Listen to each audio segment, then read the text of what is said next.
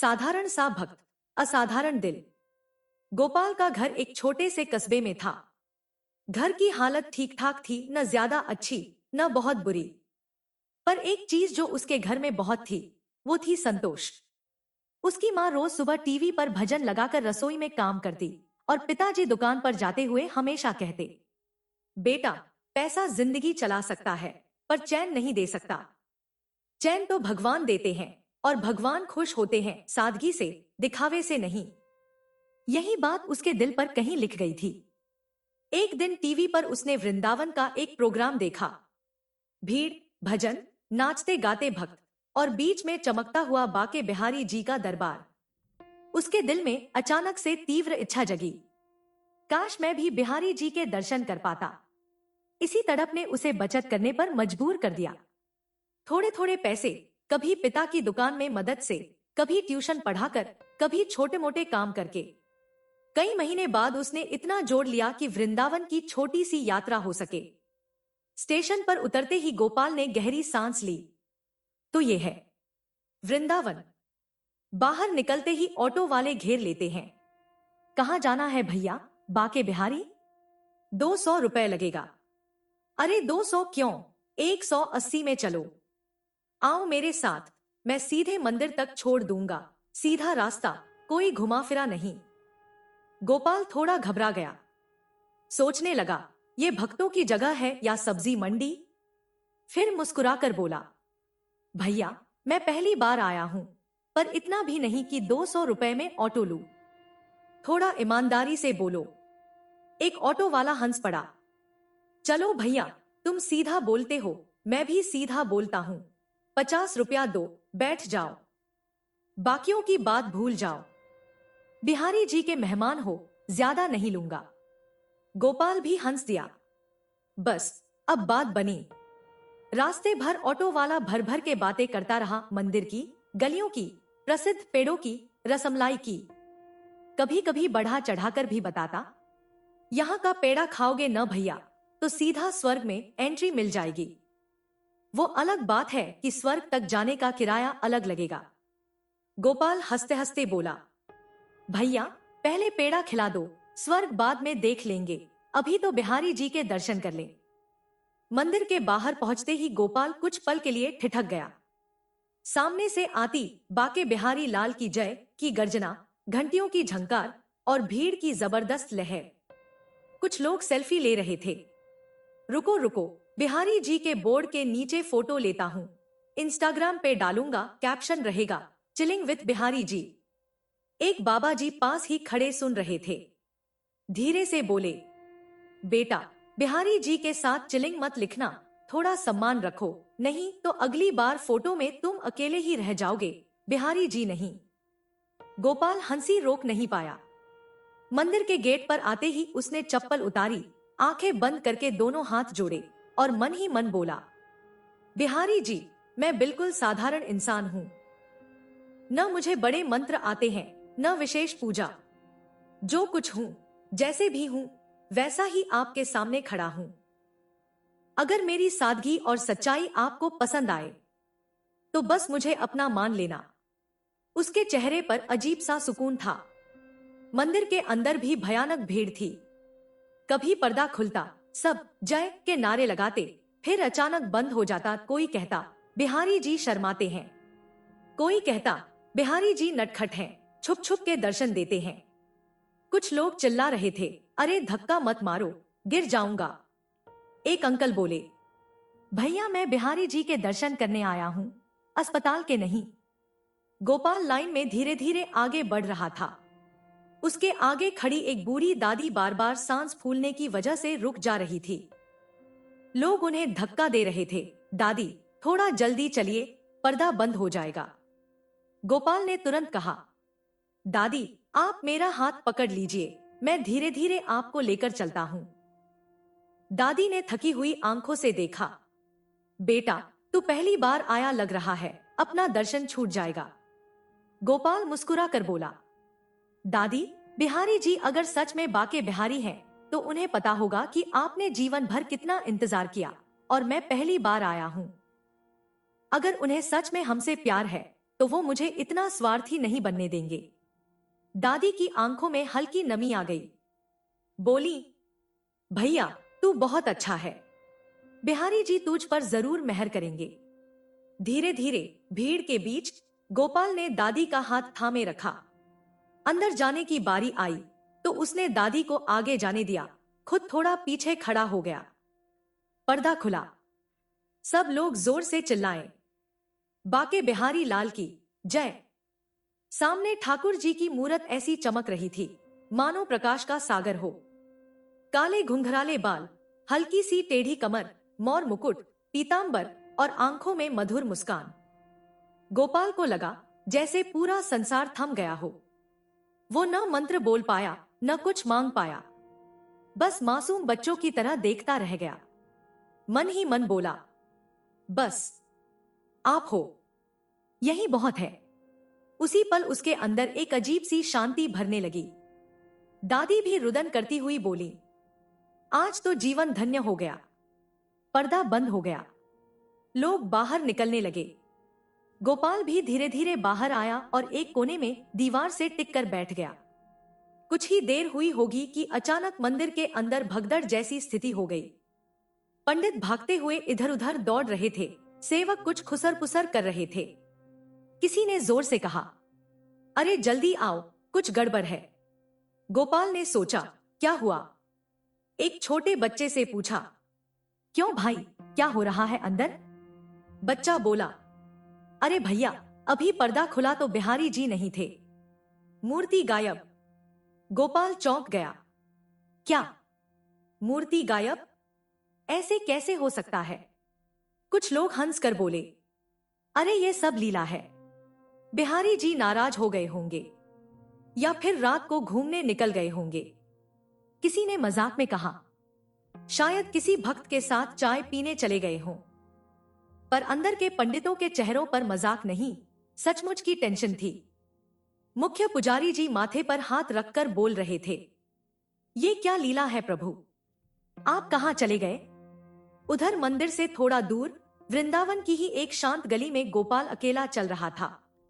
उसके मन में अजीब सी कसक थी, बस इतना सा, एक झलक, फिर पर्दा बंद।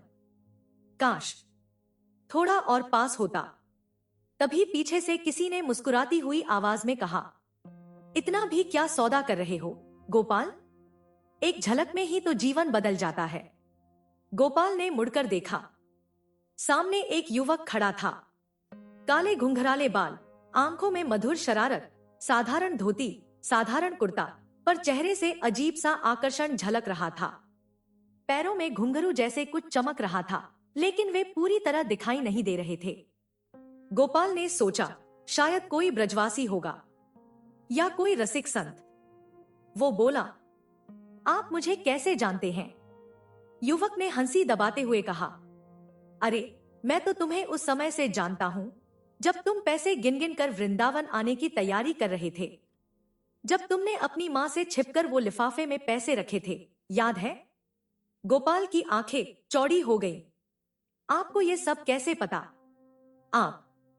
आप कौन हैं? युवक ने बिना जवाब दिए एक दुकान की ओर इशारा किया। चलो पहले चाय पीते हैं, वृंदावन आए हो, बिना चायक चौड़ी के बात अधूरी रहती है।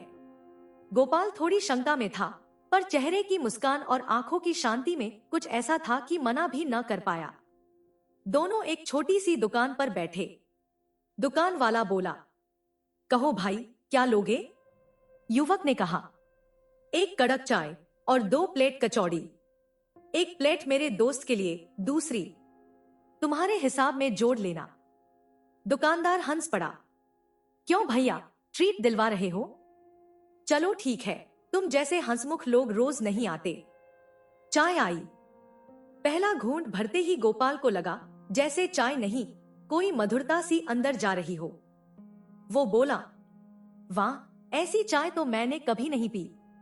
युवक ने आंख मारकर कहा, अभी तो सिर्फ चाय पी है, जिंदगी में कभी प्रेम पियोगे तब समझोगे असली स्वाद क्या होता है।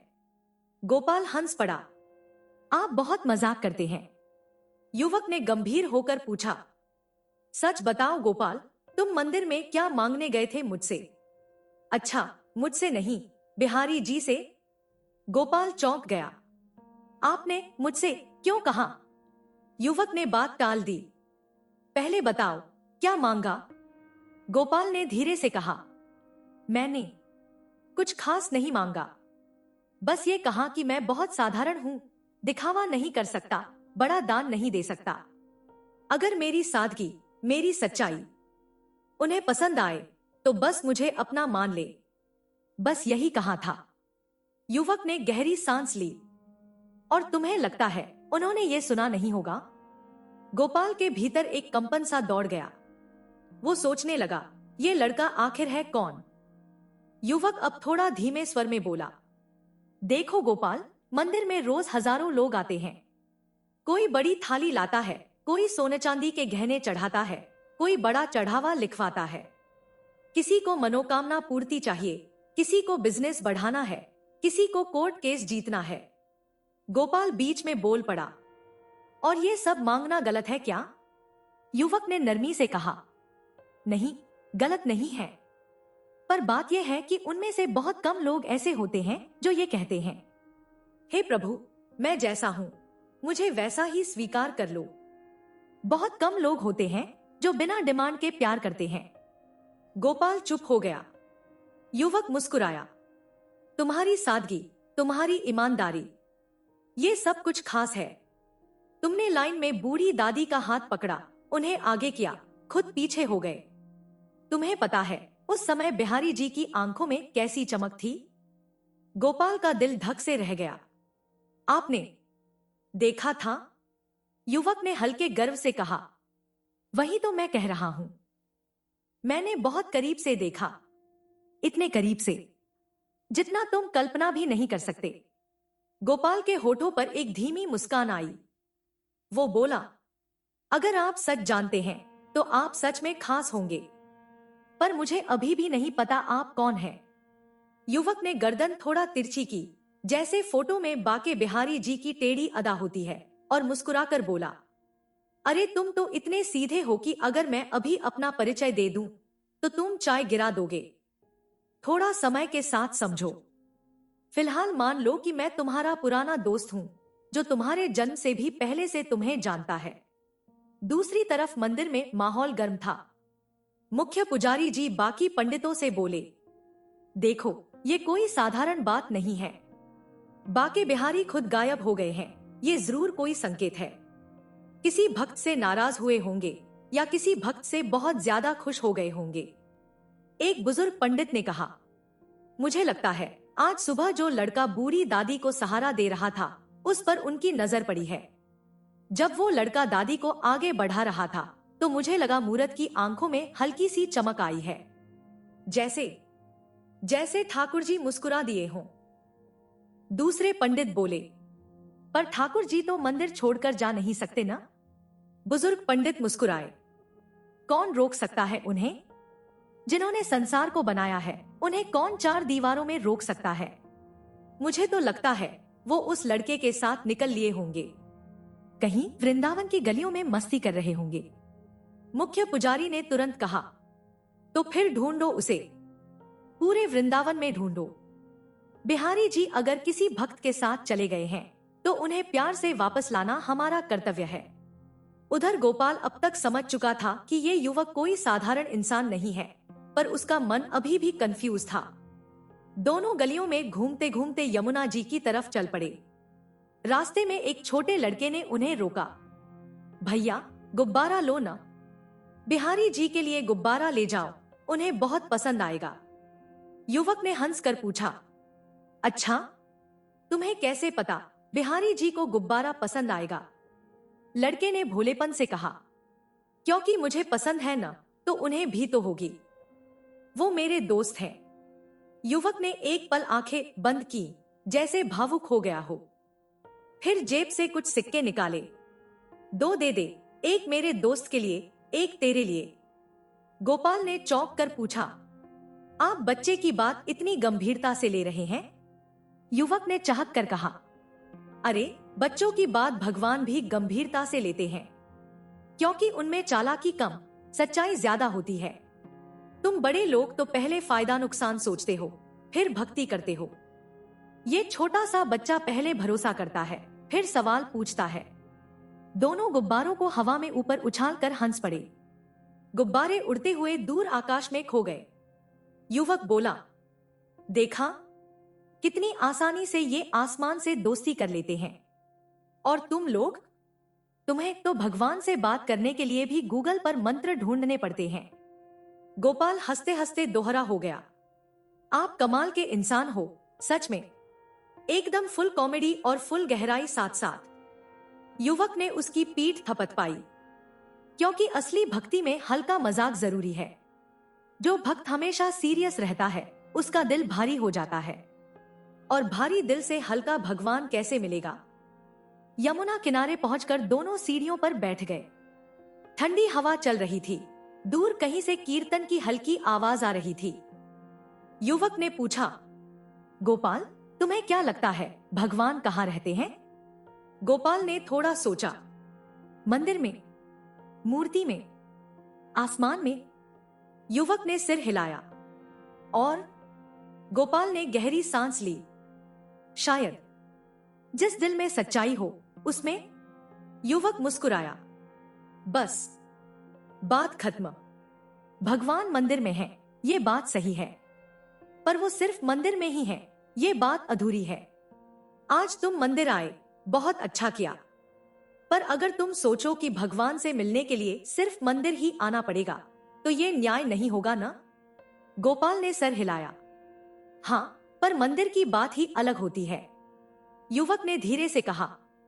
इसलिए तो मैं आज मंदिर से बाहर आ गया। गोपाल ने चौंक कर उसकी तरफ देखा। क्या मतलब? युवक ने उसकी आंखों में आंखें डालकर कहा, मतलब ये कि तुम्हारी सादगी, तुम्हारी नेक नियत और तुम्हारा कुछ ना मांगने वाला प्यार मुझे इतना पसंद आया कि मैंने सोचा, चलो आज अपने इस भोले भक्त के साथ थोड़ा समय खुद बिताऊं। देखूं ये मंदिर के बाहर कैसे जीता है। मंदिर के बाहर भी क्या ये उतना ही अच्छा है जितना अंदर था? गोपाल के शरीर में जैसे बिजली दौड़ गई। उसके होंठ कांपने लगे। आप कौन? क्या आप सच में? युवक ने हल्का सा सिर झुकाया, एक पैर थोड़ा टेढ़ा किया, जैसे वही बांकी अदा, और मनमोहन मुस्कान के साथ बोला, हाँ गोपाल, मैं ही हूँ, तुम्हारा बाके बिहारी। गोपाल के हाथ से प्रसाद का डिब्बा गिरते गिरते बचा। आंखों में आंसू भर आए। वो घुटनों के बल बैठ गया, हाथ जोड़कर बोला, प्रभु, सच में आप? मैं तो बस एक साधारण इंसान हूं। आप मेरे साथ, मेरे जैसा। क्यों? बिहारी जी ने उसे तुरंत उठाया। अरे पगले, साधारण इंसान ही तो सबसे खास होते हैं। तुम लोग खुद को छोटा समझते हो, पर तुम्हारे जैसा दिल तो बड़े बड़े योगियों को भी नहीं मिलता। तुमने आज मंदिर में क्या किया, याद है? गोपाल रोते हुए बोला। दादी का हाथ पकड़ा। बस इतना, बिहारी जी ने कहा। बस इतना, यही बस इतना दुनिया का सबसे बड़ा काम है, किसी बूढ़े थके हुए इंसान को सहारा देना। ये मेरे दरबार की सबसे प्यारी सेवा है। गोपाल हंसते हुए रोने लगा। पर प्रभु, आप इसी बात से इतने खुश हो गए कि मंदिर छोड़कर मेरे साथ घूमने आ गए? बिहारी जी ने आंख मारी। अरे, मैं तो वैसे भी घुमक्कड़ हूँ। कान्हा था न मैं पहले, गली गली घूमता था, बांसुरी बजाते बजाते। आज सोचा थोड़ा तुम्हारे साथ भी घूम लूं। वैसे भी कभी कभी मंदिर की चार दीवारों से बाहर निकलना अच्छा लगता है। मुझे भी भीड़ भाड़ से थोड़ा ब्रेक चाहिए था। दोनों हंस पड़े।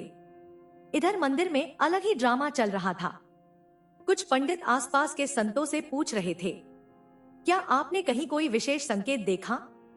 कुछ लोग कह रहे थे, आज पूरा दिन मंदिर बंद रहेगा जब तक ठाकुर जी वापस नहीं मिल जाते। एक बुजुर्ग ब्रजवासी ने हंसकर कहा, तुम लोग इतने परेशान हो क्यों? जब तक वो खुद नहीं चाहेंगे, तुम उन्हें ढूंढ नहीं सकते। और जब वो खुद चाहेंगे, तो कहीं भी रहो, वो तुम्हें ढूंढ लेंगे। मुख्य पुजारी जी ने धीरे से कहा, फिर भी हमारा कर्तव्य है कि हम उन्हें खोजने निकलें। हमारे बिहारी जी अगर अपने किसी भक्त के साथ हैं, तो हम विनती करके उन्हें वापस लाएंगे। पूरे वृंदावन में संदेश फैल गया। आज बिहारी जी स्वयं किसी भक्त के साथ लीला कर रहे हैं। उधर यमुना किनारे गोपाल और बिहारी जी के बीच अनोखी सी दोस्ती का समय चल रहा था। गोपाल ने धीरे से पूछा, प्रभु, अगर आप मेरे साथ हैं तो मंदिर में। बिहारी जी ने हंसकर जवाब दिया, मंदिर में मेरी मूर्ति है, मेरी उपस्थिति है, मेरी आभा है, पर आज मेरा विशेष ध्यान तुम्हारे साथ है। वैसे मैं एक जगह बंधा थोड़े न हूं, मंदिर में भी हूं, यमुना किनारे भी हूं, किसी रोते हुए के कमरे में भी हूं, किसी हंसते हुए बच्चे के साथ भी हूं। मैं एक साथ हर जगह हूं, पर आज तुम्हारे पास थोड़ा ज्यादा हूं। गोपाल ने आंखें पोंछते हुए पूछा, प्रभु, आप मेरे साथ कितना समय रहेंगे? बिहारी जी ने शरारत से कहा, जब तक तुम मुझे भगाते नहीं।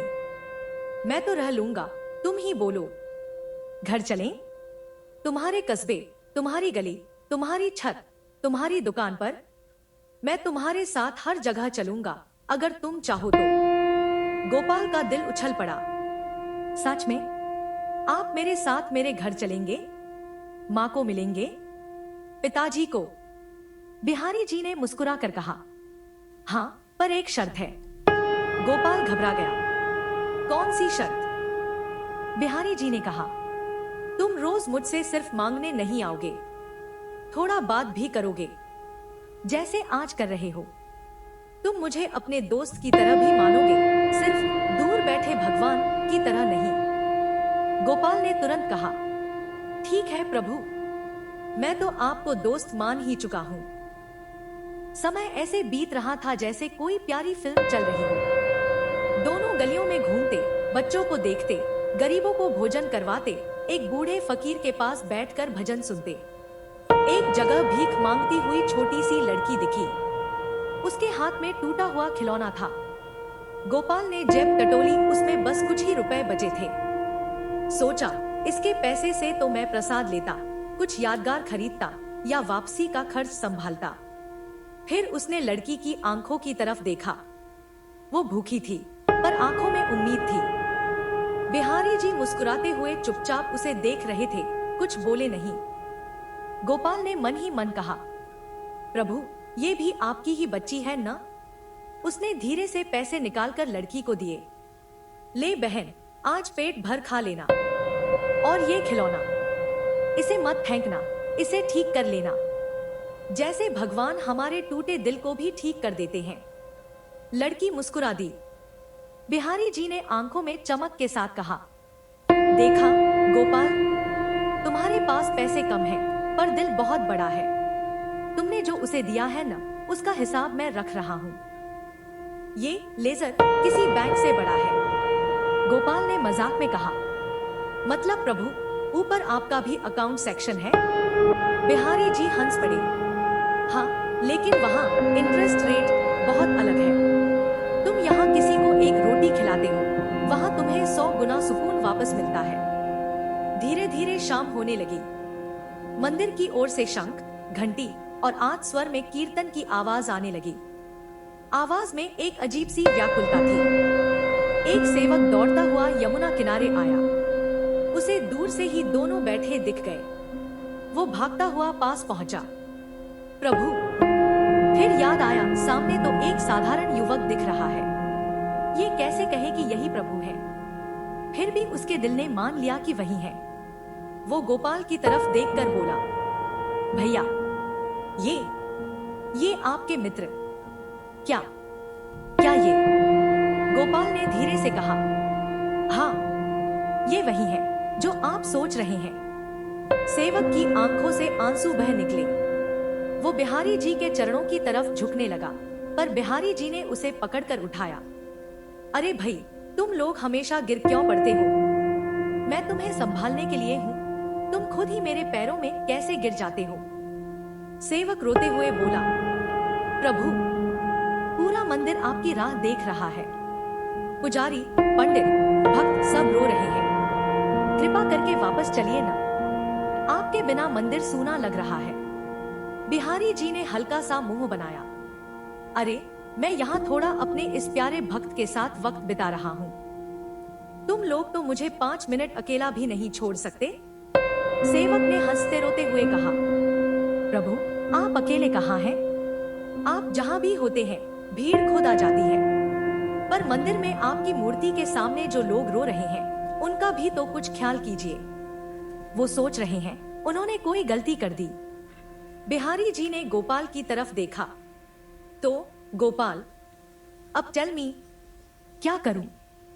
यही तुम्हारे साथ रह जाओ, तुम्हारे घर चलूं, तुम्हारी गली में खेलूं, तुम्हारे कस्बे में टहलूं, या फिर वापस मंदिर जाऊं जहां हजारों लोग रोज मेरा इंतजार करते हैं? गोपाल का दिल एकदम सन्न हो गया। ये तो वही पल था जिसकी उसने कभी कल्पना भी नहीं की थी। भगवान स्वयं पूछ रहे हैं, तुम्हारे साथ रहूं या अपने मंदिर में? गोपाल के भीतर दो आवाजें लड़ने लगी। एक कहती, इतना बड़ा मौका दोबारा नहीं मिलेगा, उन्हें अपने पास रख लो, तुम्हारी जिंदगी धन्य हो जाएगी, तुम जहां जाओगे वो तुम्हारे साथ होंगे। दूसरी आवाज कहती, अगर तुमने उन्हें सिर्फ अपने लिए रोक लिया तो बाकी लोग क्या करेंगे? जो दूर दूर से सिर्फ एक झलक के लिए आते हैं, उनका क्या? अगर प्यार सिर्फ अपना सोचने लगे तो वो प्यार कहाँ रहा? उसकी आंखों से स्वतः आंसू बहने लगे। बिहारी जी शांत भाव से उसे देख रहे थे, जैसे किसी बच्चे को खुद सोचने दे रहे हों। कुछ पलों के बाद गोपाल ने गहरी सांस ली। प्रभु, मैं अगर कहूँ कि आप मेरे साथ ही रहिए, तो शायद ये मेरी स्वार्थी भक्ति होगी। मैं तो बस एक इंसान हूँ। आपने मुझे एक दिन, कुछ घंटे दे दिए, ये ही मेरे लिए जीवन भर काफी है। पर मंदिर में जो लोग हैं, उन्हें आज भी आपके बिना रात नहीं कटेगी, कल भी नहीं। आप उनकी आस है, उनका सहारा है। मैं अकेला आपको नहीं बांट सकता, क्योंकि आप सिर्फ मेरे नहीं हैं, आप सबके हैं। उसने रोते हुए आगे कहा, इसलिए मैं आपसे विनती करता हूँ, आप वापस मंदिर जाइए, मैं जरूर आता रहूंगा। अब तो मुझे पता है कि आप सिर्फ मूर्ति में नहीं, मेरे दिल में भी रहते हैं। मैं जहाँ भी रहूंगा, आपका साथ महसूस करूंगा। पर बाकी लोगों के पास तो मंदिर ही एक जगह है जहाँ वो आपको जी भर के याद कर सकते हैं। उसकी आवाज टूटने लगी। बिहारी जी की आंखों में हल्की नमी आ गई। उन्होंने कहा, देखा, ये होता है सच्चा प्रेम, जो प्यार में अपने हिस्से का समय, अपने हिस्से की जवानी, अपने हिस्से की खुशी भी दूसरों के साथ बांट दे। तुम्हारी ये बात मेरे लिए सोने से भी बढ़कर है, गोपाल। बिहारी जी अब सेवक की तरफ मुड़े।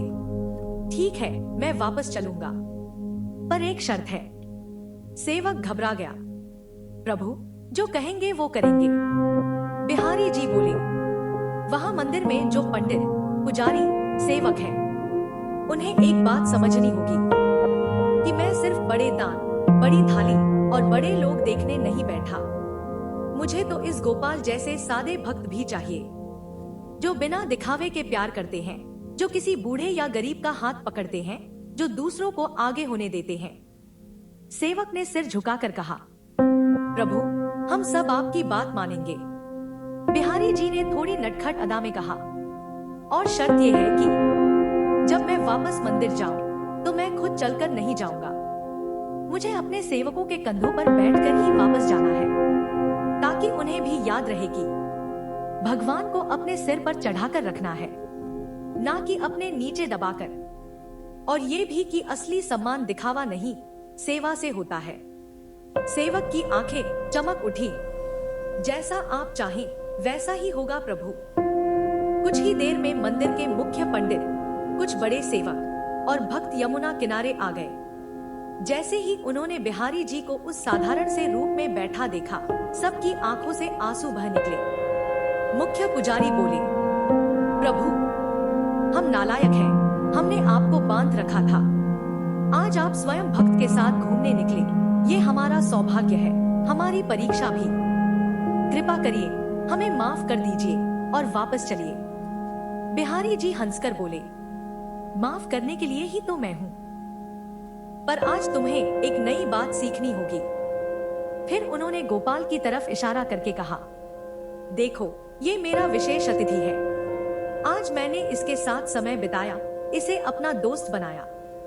तुम लोगों को अगर मुझे वापस ले जाना है तो पहले ये वचन देना होगा कि मंदिर के दरवाजे सिर्फ पैसे वालों के लिए नहीं, सभी सच्चे दिल वालों के लिए बराबर खुले रहेंगे। मुख्य पुजारी ने तुरंत हाथ जोड़कर कहा, प्रभु, हम वचन देते हैं, हम आपकी भक्ति को कभी दान या ओहदे से नहीं तौलेंगे।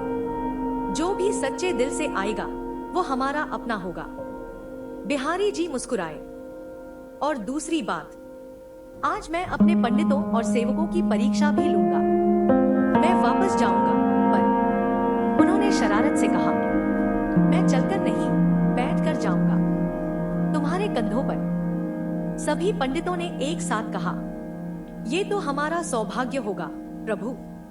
उन्होंने मिलकर बिहारी जी को बड़े प्यार से अपने कंधों पर बैठाया, जैसे कोई माँ अपने बच्चे को गोद में लेकर चलती है। अब दृश्य कुछ ऐसा था। आगे आगे कीर्तन और नाचते हुए भक्त, बीच में कंधों पर बैठे मुस्कुराते हुए बिहारी जी, और दोनों तरफ हाथ जोड़कर चल रहा गोपाल।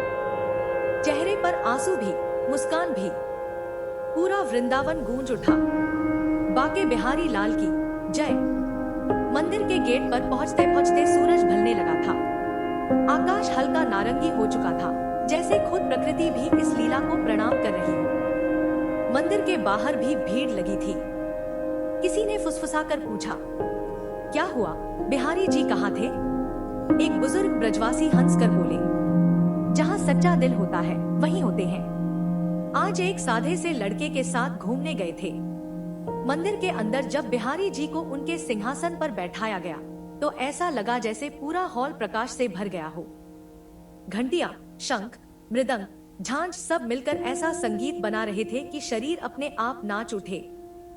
सब भक्त दर्शन कर रहे थे, पर गोपाल थोड़ा पीछे खड़ा था। उसके मन में हल्का सा दर्द था। अब वो वहां है और मैं यहाँ। अभी तो दिल भर कर बातें भी नहीं हुई थी। उसी समय पर्दा खुलने के बीच छोटी सी झलक में उसे लगा। बिहारी जी ने सीधे उसकी तरफ देखा, आंखों से इशारा किया। ऐसा क्या उदास चेहरा बना रखा है? मैं कहीं गया हूँ क्या? मैं तो वही हूँ और तेरे अंदर भी हूँ। उसके कानों में जैसे आवाज आई, गोपाल, तुमने आज जो निर्णय लिया है ना, कि मुझे सिर्फ अपने लिए नहीं सबके लिए चाहोगे, यही तुम्हारी सबसे बड़ी भक्ति है। अब तुम जहां भी जाओगे मैं तुम्हारे साथ हूँ। और हाँ, वचन मत भूलना, मैं मंदिर में रहूंगा और तुम मुझे मिलने आते रहोगे। गोपाल ने आंख से आंसू पोंछे, हल्का सा मुस्कुराया और धीरे से बोला, वचन है प्रभु, मैं आता रहूंगा। आपको अब हमेशा सिर्फ सिंहासन पर नहीं, अपने दिल, अपने काम, अपने व्यवहार में भी ढूंढूंगा। कुछ दिन बाद गोपाल अपने कस्बे लौट आया। लोगों ने पूछा, कैसा रहा वृंदावन का सफर? वो मुस्कुराकर बोलता, शब्द कम पड़ जाएंगे, बस इतना समझ लो, मैं वहां मेहमान बनकर गया था और दोस्त बनकर लौट आया हूँ। बाके बिहारी का दोस्त। उसकी माँ ने देखा उसमें कुछ बदलाव सा है, पर बदला ये नहीं कि वो दुनिया छोड़कर साधु बन गया, बल्कि अब वो और ज्यादा हंसता और ज्यादा मदद करता और ज्यादा सादगी से जीता। पिता ने एक दिन कहा, बेटा, तू वहां से क्या लेकर आया? गोपाल ने मुस्कुराकर जवाब दिया, थोड़ा सा हास्य और थोड़ा सा विवेक। अब कभी ज्यादा परेशान होता हूँ तो मन ही मन बिहारी जी से बोल देता हूँ, कंधे पर बैठकर मंदिर लौटने वाले, जरा मेरे कंधों से चिंता उतार कर अपनी कृपा बैठा दो। फिर दिल हल्का हो जाता है। और यहीं पर ये कहानी सुनने वाले तुमसे एक छोटी सी बात, बाके बिहारी जी सिर्फ वृंदावन के मंदिर में बंद नहीं है। वो वहां जरूर है, पर सिर्फ वही नहीं है, वो तुम्हारी सादगी में है, तुम्हारे ईमानदार काम में है, तुम्हारे उस छोटे से अच्छे काम में है, जब तुम बिना किसी दिखावे के किसी की मदद करते हो। सच्चा भक्त वही है जो भगवान को सिर्फ खुद के लिए नहीं, सबके लिए चाहता है। और प्यार वही है जो कह सके, प्रभु, अगर मेरे साथ रहने से ज्यादा जरूरी है कि आप दुनिया के बाकी लोगों के दिल में रहें, तो